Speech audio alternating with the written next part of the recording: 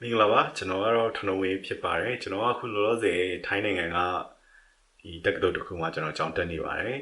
ကျွန်တော်ဒီနေ့ပြောပြသွားမယ့်အကြောင်းအရာကဆိုလို့ရှိရင်အဓိကကတော့မြန်မာဘာသာနဲ့ပတ်သက်တဲ့ဟာပဲပေါ့နော်မြန်မာဘာသာမှာကျွန်တော်တို့ဒီကျောင်းကနေပြီးတော့ဘယ်လိုမျိုးစတင်ခဲ့ရလဲမစကားပြောတတ်အောင်ပါညာပေါ့နော်ဒီကတော့စကားပြောတတ်အောင်လို့ပြောမယ်ဆိုတဲ့အခါကျတော့ဒီကတော့လက်ဦးဆရာပဲပြောရမှာပေါ့လက်ဦးဆရာတော့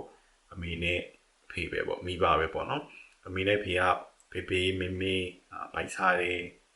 တသားစားခြင်းနဲ့အဓိကအဲ့လိုမျိုးလေးပေါ့အဓိကတော့မိဘကပဲစကားပြောတဲ့အောင်သင်ပေးရလို့ပြောရင်ပို့ပြီးမှတ်မယ်ပေါ့နော်။ကျောင်းကကြတော့အဓိကစာရေးတဲ့ပို့ပြီးသင်တာပေါ့နော်စကားပြောတဲ့ဟာတော့သင်မှာမဟုတ်ဘူးပေါ့။ကျောင်း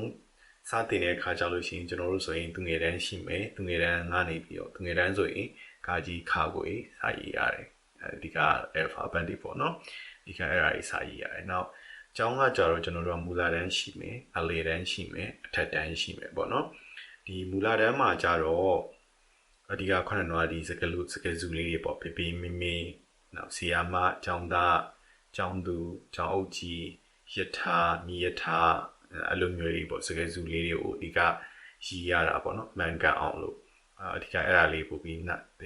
အဓိကထားတင်တယ်နောက်တစ်ခုကကြတော့ဒီကဝက်ကြဖွေတာလေးရေးရတယ်ပေါ့နော်အဓိကအဲ့ဒါကကြတော့ကျွန်တော်တို့တက်တန်းကနေပြီးတော့လေတန်းအထိပေါ့အဲ့ဒါမူလာတန်းနောက်လေတန်းရောက်တဲ့အခါကျတော့လေတန်းကြောက်ခဏဒီစကားပြေးတွေရှိမယ်ကြပြားတွေရှိမယ်နောက် grammar လေးသင်လာပြီပေါ့နော်ကရိယာဝိဘတ်ကဲနမဝိသေသနာအဓိကအဲ့လိုဟာမျိုးလေးသင်တယ်ပေါ့နော်နောက်သင်ရင်းနဲ့အထက်တန်းရောက်လာတဲ့အခါကျတော့ဒီကိုယ်တိုင်ခက်စစ်အတိတ်ပဲဖွင့်ရပြီပေါ့နော်ခက်စစ်တွေဆိုလို့ရှိရင်ကျွန်တော်တို့ကြားရတယ်ခက်စစ်ပါဆိုရင်ပါပေါ့နော်အဓိကအဲ့လိုမျိုးလေးကိုချက်ပြီးတော့ဖြည့်ရတာပေါ့နောက်ပြီးကျတော့အဓိကခုနကဒီ grammar ကိုလည်းပိုင်အောင်လုပ်ရတာပေါ့နော် grammar ဆိုတော့ဒီကျွန်တော်တို့ကျတော့တရားလို့ခေါ်တာပေါ့နော်တရားကိုအဓိကပိုင်အောင်လုပ်ရတာပေါ့တရားပိုင်မှပဲစာတတ်တယ်လို့မြန်မာအနေနဲ့ပြောတယ်မြန်မာပြည်အနေနဲ့ခတ်တာဘာကိုပြောရမလဲဆိုလို့ရှိရင်လူတိုင်းဒါတော့ကျွန်တော်တို့ language တိုင်းတူတူပဲဖြစ်မယ်လို့ကျွန်တော်တော့ထင်တယ်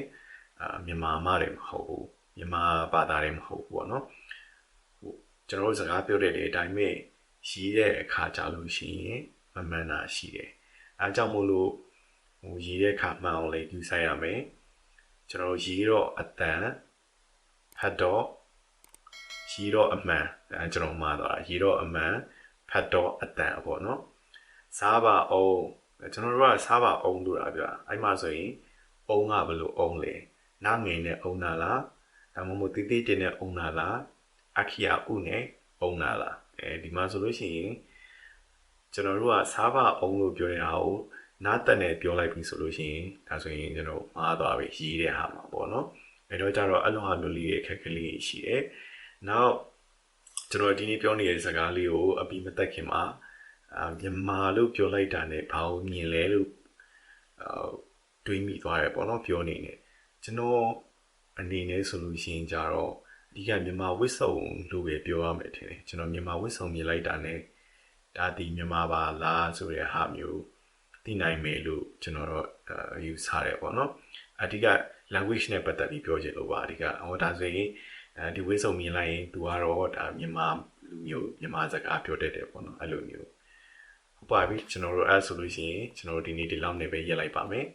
နောက်မှပြန်ပြီးဆုံတွေ့ကြတာပေါ့ကျေးဇူးများကြီးတင်ပါတယ်